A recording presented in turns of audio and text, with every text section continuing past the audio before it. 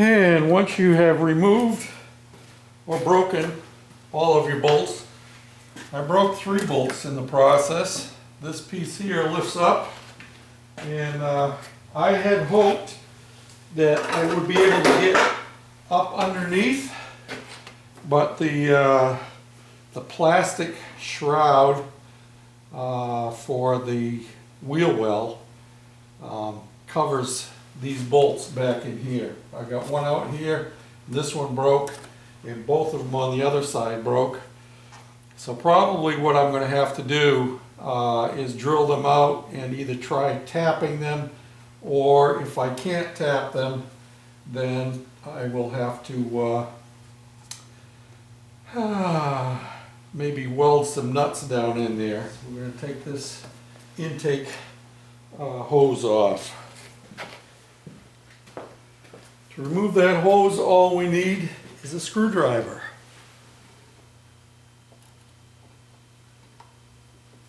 Or you could use a nut driver if you wanted to. The screwdriver works just fine and dandy here. And we'll get that loosened up like that. Maybe loosen it a little bit more.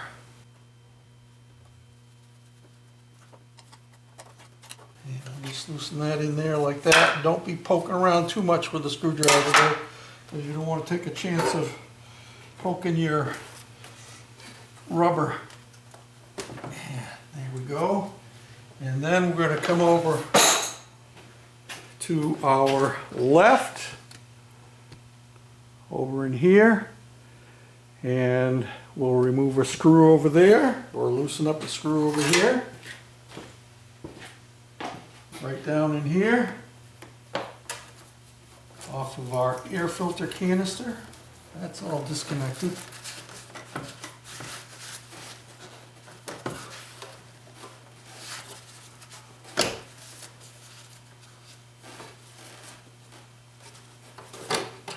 Well, we really don't have to take it off completely. We'll just push it back out of the way like that. And now I can take you down with the camera and show you what we're after. There is our inner tie rod bushings right there. And it looks to me like it's a good thing they come both in the kit, because it looks like both of them are worn. I was only able to see the one on my right when we were initially checking his front end. But that's what we got to do. It has tabs on there. I apologize for the shaky cam.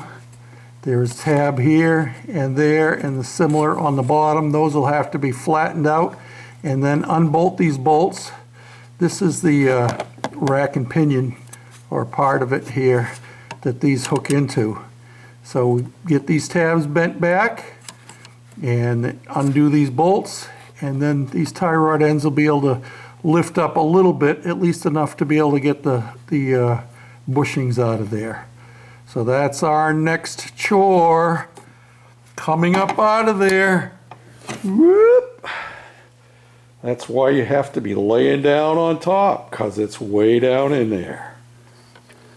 Okay, so you can see I have my snap-on pry bar down in there, and it's pretty easy actually to bend the bottom tabs down. Now the problem is to get the top tab bent up.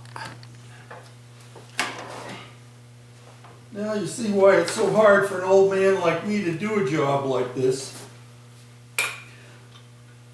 Because you have to be climbing right down on top of the motor. You got to be careful and not breaking things off up on top here. This top tab is the hardest one to get off.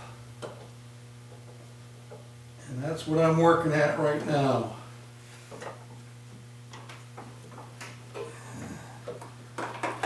Okay, gotta back up a little bit and come at it from a different direction maybe. Doesn't help that my son's license plate is sticking way out and I kept catching my feet on it.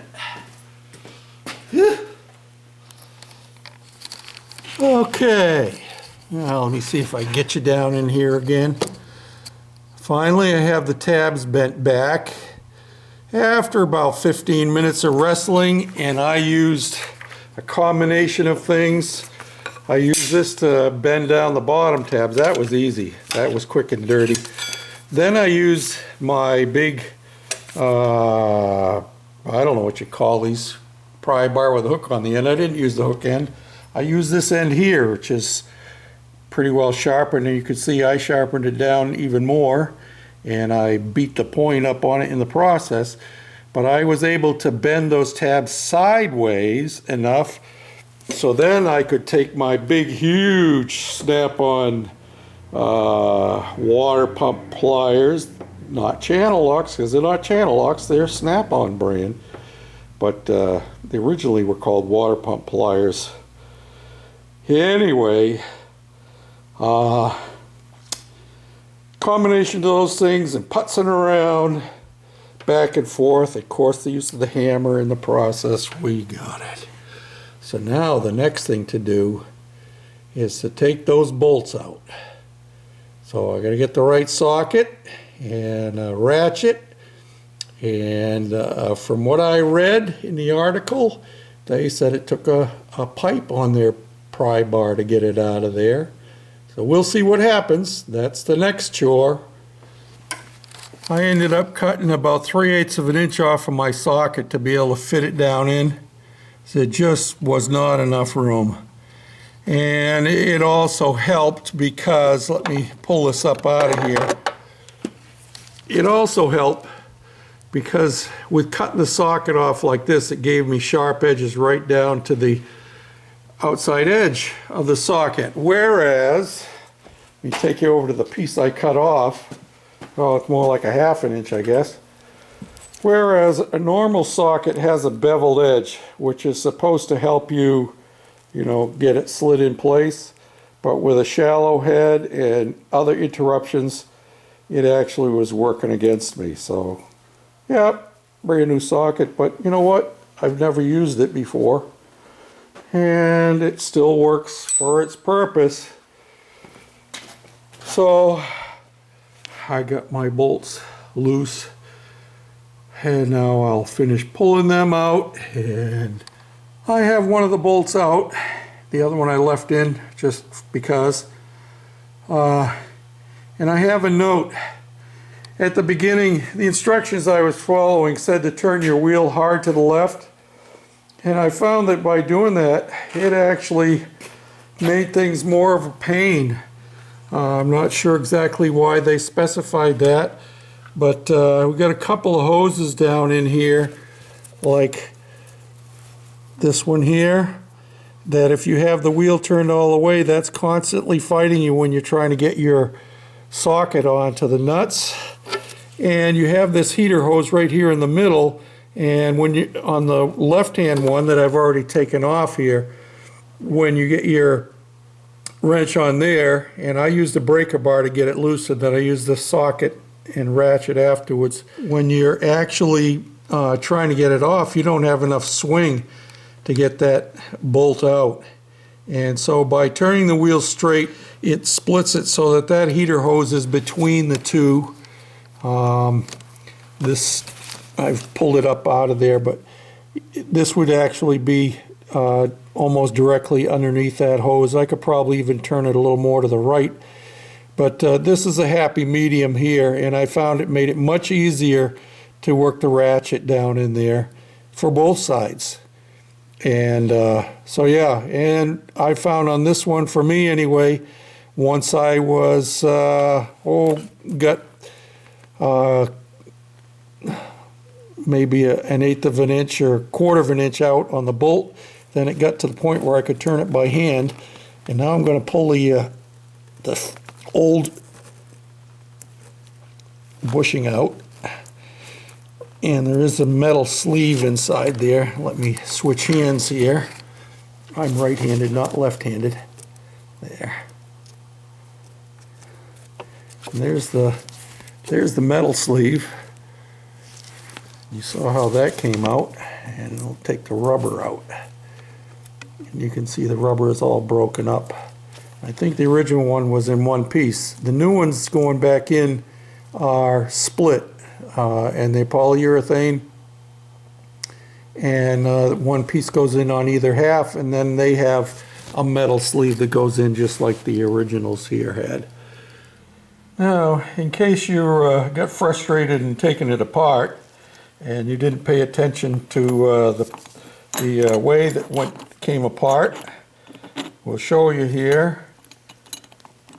You have your 2 bolts. You have this sleeve here that has the crimping tabs on it, one on the bottom, one on the top. These have smaller bolts, which means I'll have a smaller socket, which will be nice. I can use a 3/8 ratchet down in there instead of a 1/2 inch one. These are only 15 millimeter. Then you're going to put one bushing on and another bushing on, and I didn't push them together tight because I wanted you to see that there is a metal sleeve inside there. So you're going to put one on and then put the sleeve in, then put the other bushing on from the back side, and then before you bolt it into the rack and pinion unit, they do have these flat washers that go on the inside. So that protects the urethane bushings from rubbing on your rack and pinion unit. One more note. Make it easy on yourself and do pull that ductwork all out of your way. It opens things wide up down in there so you can see a whole lot better.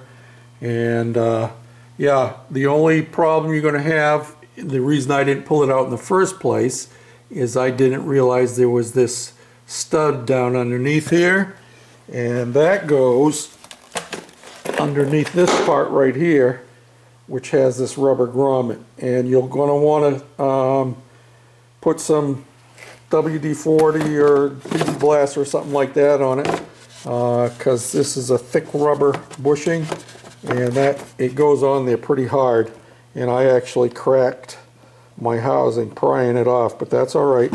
If you get a screwdriver in from the front edge and get it in underneath the rubber here and pry up on that, you probably won't crack your housing.